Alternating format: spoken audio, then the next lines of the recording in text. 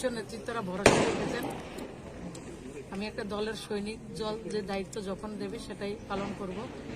ধনপুরের জনতারা, গণদেবতারা 50 বছর পর ধনপুরকে ওনারা মুক্ত করেছেন এবং মোদিজির নেতৃত্বে এটা সম্ভব হয়েছে।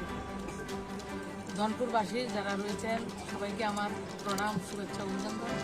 এবং ত্রিপুরা রাজ্যের যারা গণদেবতারা মোদিজির ডাবল ইঞ্জিনের সরকারকে পুনরায় প্রতিষ্ঠিত করেছেন, আমরা জাতি, জনজাতি, সব অংশের, গরিব অংশের মানুষকে মাননীয় প্রধানমন্ত্রীর মন্ত্র সবকা সাথ সবকা বিকাশ, সবার বিশ্বাস এবং সবার যে প্রয়াস সম্পূর্ণভাবে যেটা আমরা 2018 থেকে শুরু করেছি সেটা আমরা আরও ত্বরান্বিত করব।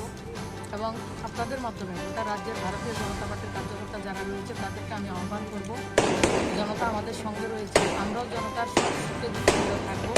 কোনো ধরনের আনন্দ যাতে অন্যদের কষ্টের কারণ না হয়। আমরা সবাই যারা কমিউনিস্টরা একটা ষড়যন্ত্রের ফাঁদ পেতেছিল সেটা ব্যর্থ হয়েছে, জনতা ব্যর্থ করেছে।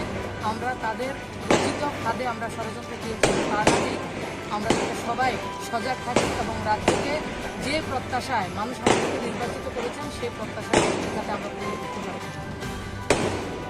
এটা আমার দলের সর্বোচ্চ নেতৃত্বরা ভরসা রেখেছেন।